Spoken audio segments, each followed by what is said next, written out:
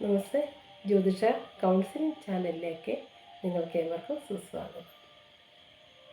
ഞാൻ ഗീതാ ശിവൻ. 2025 ഈ വർഷത്തെ വിഷുഫലവും അതിനോടൊപ്പം തന്നെ 14/4/2025 തിങ്കളാഴ്ച ചോതി നക്ഷത്രത്തിൻ്റെ ഗുണദോഷ ഫലങ്ങളുമാണ് ഞാനിവിടെ പറയുന്നത്. തുലാക്കൂറിൽപ്പെട്ട നക്ഷത്രമാണ് ചോതി നക്ഷത്രം. ഇന്ന് ചോതി നക്ഷത്രം 44 നാഴിക 57 വിനാഴിക വരെയാണ് ഉള്ളത്. അതായത് 12 AM മുതൽ 15 മിനിറ്റ് വരെ ഉണ്ട്. ചോതിയുടെ ദശാനാഥൻ രാഹുറാണ്. രാഹുർ ദശ 18 വർഷമാണ് ഉള്ളത്. ജനിച്ച സമയത്തിൻ്റെ അടിസ്ഥാനപ്പെടുത്തിയാണ് രാഹുർ ദശ എത്ര വർഷം കിട്ടിയെന്ന് നമുക്ക് പറയാൻ പറ്റുകയുള്ളൂ.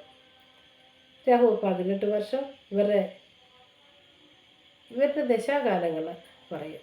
രാഹുർ 18 വർഷം, വ്യാഴം 16 വർഷം, ബുധൻ 17 വർഷം, കേതു 7 വർഷം, ശുക്രൻ 20 വർഷം, ആദിത്യൻ 6 വർഷം എന്നിങ്ങനെയാണ് ഇവരുടെ ദശാകാലങ്ങളുള്ളത്. ചോതി ഒരു ഊർനാളാണ്. മംഗളകർമ്മങ്ങൾക്ക് കൊള്ളാവുന്ന ഒരു നക്ഷത്രം കൂടിയാണ്. മൃത്യുദോഷത്തിൽ അകന്നാൾ ദോഷം മാത്രമേ ഉള്ളൂ. ചോതി നക്ഷത്രക്കാരുടെ വിഷുഫലമാണ് ഞാനിവിടെ പറയുന്നത്. ഗുണഫലങ്ങളും ദോഷഫലങ്ങളും അവയ്ക്കുള്ള പരിഹാരങ്ങളും പ്രത്യേകം ഞാൻ ഇവിടെ പറയുന്നുണ്ട്. ഗുണപരമായ കാര്യങ്ങൾ നിങ്ങൾക്ക് ലഭിക്കുന്നില്ല എങ്കിൽ ജാതകം പരിശോധിച്ച് നോക്കുക.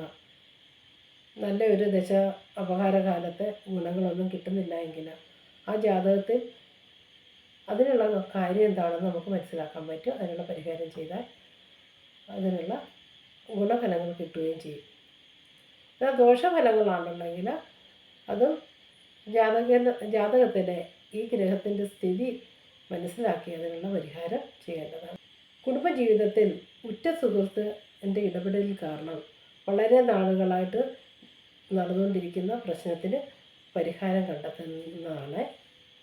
സുഹൃത്തുക്കൾ മൂലം ബിസിനസ്സിൽ ഉയർച്ച ഉണ്ടാകാനുള്ള യോഗം കാണുന്നുണ്ട്. വിദ്യാർത്ഥികൾക്ക് നല്ല കൂട്ടുകാരുമായുള്ള ബന്ധം വിദ്യയുടെ നേട്ടത്തിനും ഉയർച്ചയ്ക്കും കാരണമാകും. നഷ്ടപ്പെട്ട വസ്തുക്കൾ തിരിച്ചെടുക്കും.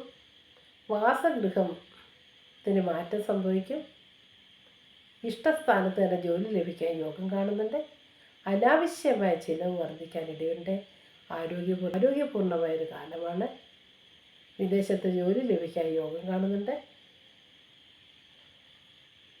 നല്ല മാർഗത്തിൽ കൂടി പരീക്ഷയിൽ വിജയം വരിക്കാനും രാഷ്ട്രീയ രംഗത്ത് ഉള്ളവർക്ക് നല്ല ഒരു കാലം കൂടിയാണ്. കടങ്ങൾ വീട്ടുകയും സന്താനങ്ങൾക്ക് ഉന്നത ഗുണം ലഭിക്കാനും യോഗം കാണുന്നുണ്ട്. രോഗം ഉണ്ടാകാൻ യോഗം കാണുന്നുണ്ട്. വളരെ ശ്രദ്ധ വേണം. എടുത്തിയാട്ടം കഴിവതും ഒഴിവാക്കുക.